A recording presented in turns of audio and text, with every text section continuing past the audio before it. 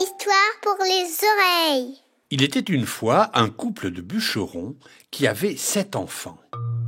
Quand il est né, le plus jeune était si petit que sa taille ne dépassait pas celle d'un pouce.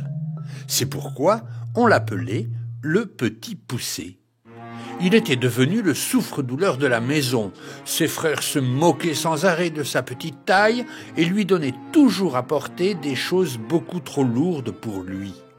Le petit poucet ne disait rien, il traînait et portait les branchages comme il pouvait, sans se soucier des moqueries de ses frères. Pour dire la vérité, il était beaucoup plus malin qu'eux. Une année, il y eut une terrible famine dans le pays. Plus rien à manger pour la famille. Le pauvre bûcheron, déjà très pauvre, eut de plus en plus de mal à nourrir ses 7 enfants. Un soir, pendant que les enfants dormaient, sans avoir rien mangé comme d'habitude, le bûcheron dit à sa femme : « Je ne supporterai pas longtemps de voir mes enfants mourir de faim sous nos yeux. Demain, nous irons dans la forêt, et pendant qu'ils feront des fagots de bois, nous nous enfuirons. » Sa femme se mit à pleurer et essaya de le faire changer d'avis, mais ce fut impossible. Ce qu'il n'avait pas remarqué, c'est que le petit poucet s'était caché sous le banc et avait tout entendu. Le lendemain, il se leva bien avant les autres et courut jusqu'au ruisseau. Il remplit ses poches de petits cailloux blancs et retourna à la maison retrouver ses frères. Et le matin, tout le monde partit dans la forêt. Le père se mit à couper du bois comme si de rien n'était, et les enfants faisaient des fagots comme d'habitude.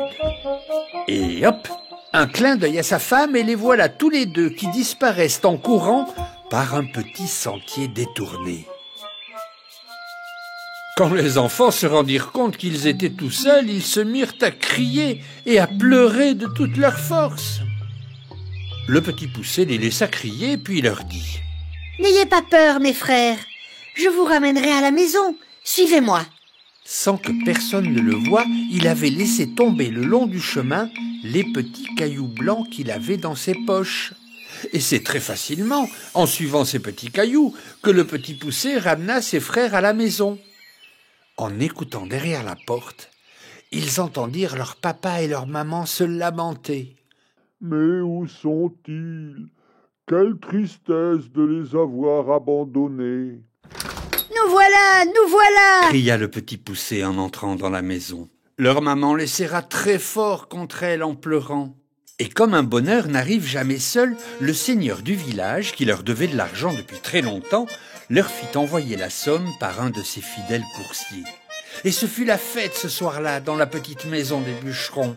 Ils mangèrent de bon appétit et la maison était pleine de rires et de chants.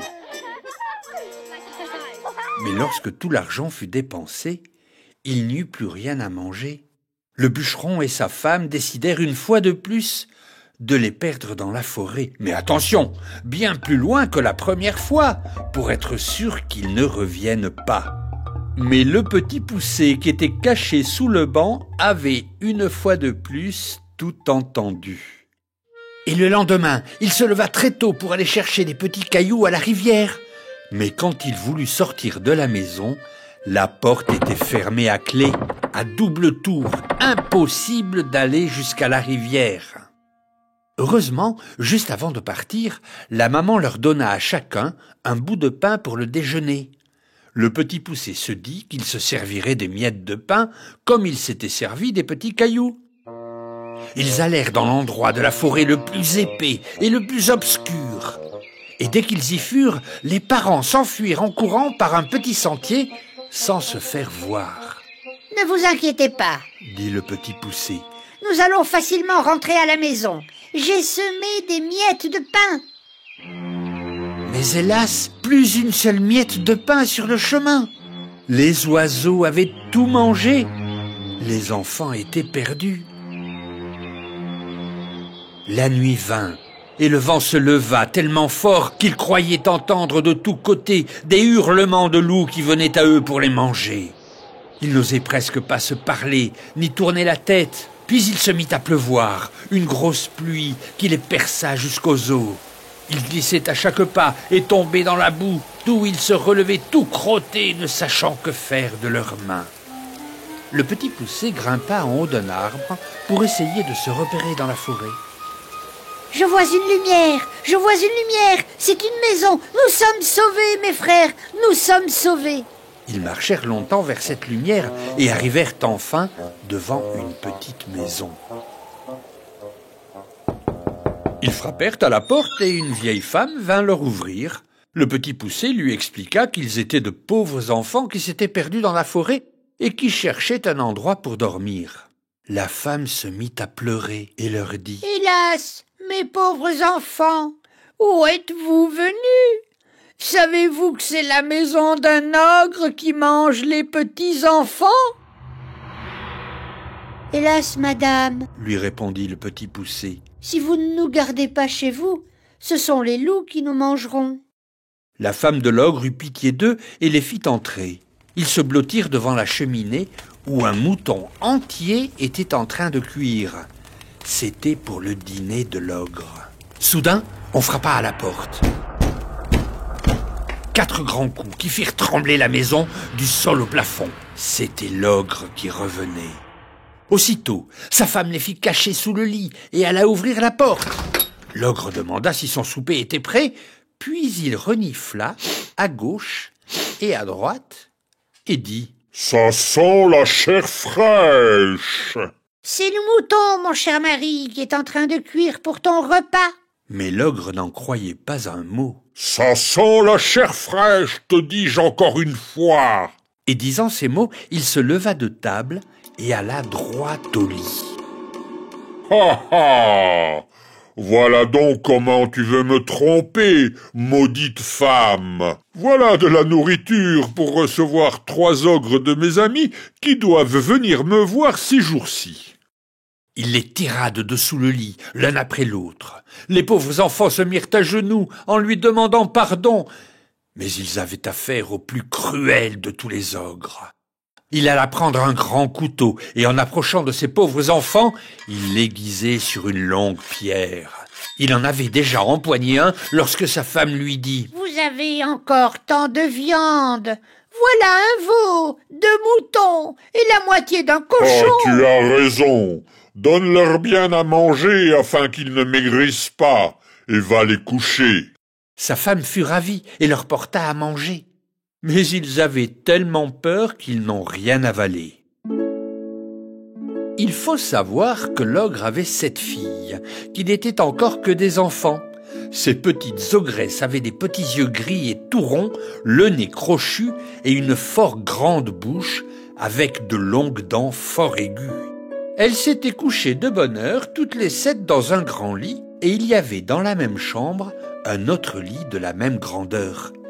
Et c'est dans ce lit que la femme de l'ogre coucha les 7 petits garçons, chacun avec un bonnet de nuit sur la tête.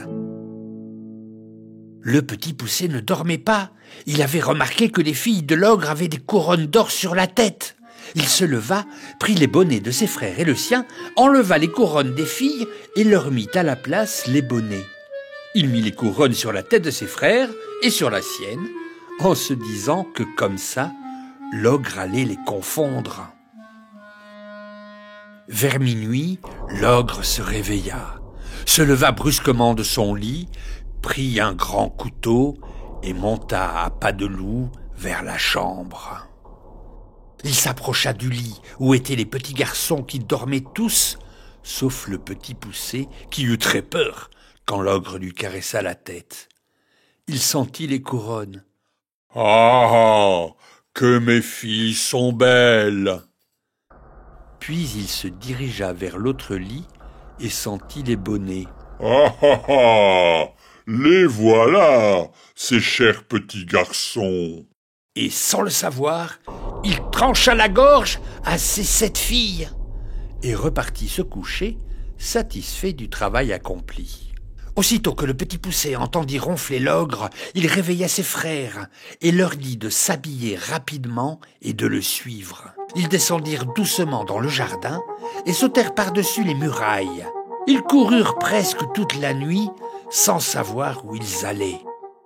À son réveil, l'ogre monta dans la chambre et trouva ses 7 filles égorgées dans leur lit. « Ah, qu'ai-je fait là?